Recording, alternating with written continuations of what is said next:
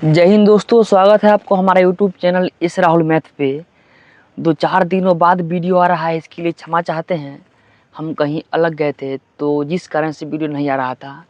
आज फिर से हम लेके आ गए हैं बेसिक मैथ में। दशमलव का जोड़ घटाव गुना हो गया था, भाग बचा हुआ था, तो आज हम इसी को ख़त्म करेंगे। उसके बाद एक नया टॉपिक लाएंगे। बेसिक मैथ अभी चलेगा, तो बिना टाइम वेस्ट किए हम क्लास को शुरू करते हैं। चलिए यहाँ पे देखेंगे दशमलव का भाग आज हम करने वाले हैं। क्वेश्चन हमारा है 2.25 भागा 12.5। हम हर टॉपिक, हर वीडियो में हर एक टॉपिक पे चर्चा करते हैं, बेसिक से लेके जीरो से लेके।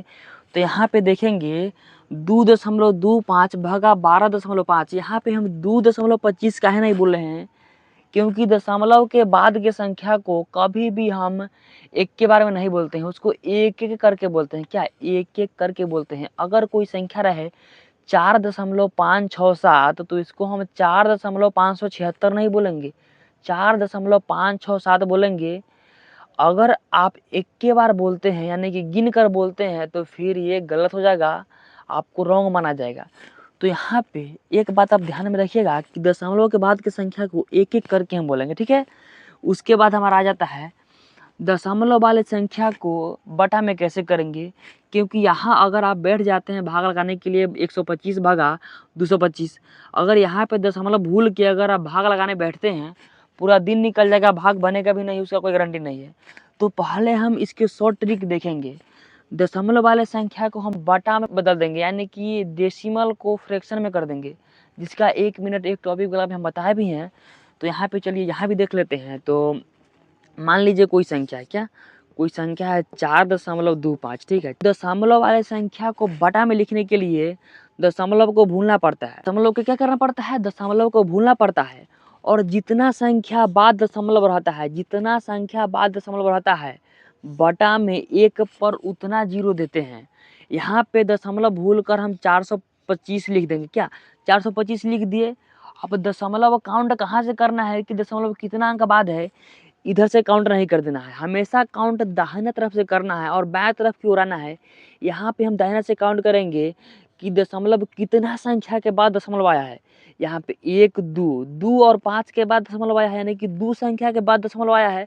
तो पहले हम बटा देंगे और 1 देंगे।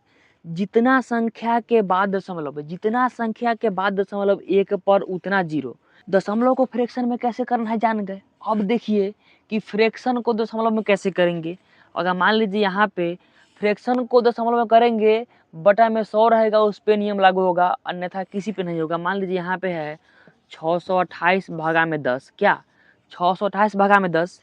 यहाँ पे देखिए जितना अंक के बाद दशमलव था, जितना अंक के बाद दशमलव था, 1 पर हम उतना जीरो दिए। अब यहाँ पे 1 पर जितना जीरो रहेगा, क्या 1 पर जितना जीरो रहेगा उतना अंक के बाद दशमलव। जैसे कि 628 को हम 10 से भाग लगाएंगे तो इसका आंसर क्या आ जाएगा, 62.8। क्या 1 पर 1 जीरो है तो दाहिने तरफ से अंक गिनेंगे और 1 अंक के बाद दशमलव क्या कर देंगे, बैठा देंगे। अगर यहाँ पे 628/100 रहता, क्या 628/100 रहता, तो यहाँ पे हम 628 को पहले 628 लिख देंगे। अब 1 पर कितना जीरो है, 2 जीरो, तो दाहिना तरफ से अंक गिनेंगे, 2 अंक के बाद दशमलव देंगे। यहाँ पे गिनेंगे 1 2, यहाँ पे दशमलव 6.28 हो गया। जैसे कि मान लीजिए अगर आपको समझ नहीं आ रहा है, 6.28 को आप फ्रैक्शन में कीजिएगा तो यही ना आएगा, तो इसको दशमलव में कीजिएगा तो यही आएगा, उल्टा होगा। अगर मान लीजिए जैसे कि दिन का उल्टा रात है तो रात का उल्टा दिन ना होगा, ठीक है। उसी तरह से यहाँ होता है, जैसे कि दशमलव वाले संख्या को फ्रैक्शन में करते हैं तो इतना आता है, अब इसको हम करेंगे तो इतना ही ना आएगा, बदल थोड़ी जाएगा। तो सेम कंसेप्ट लागू होता है।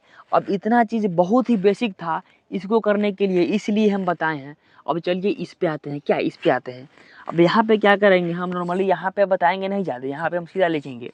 तो 2.25 को हम लिखेंगे 225/100, भागा है तो भाग का चिन्ह देंगे, यहाँ पे लिखेंगे 125/10।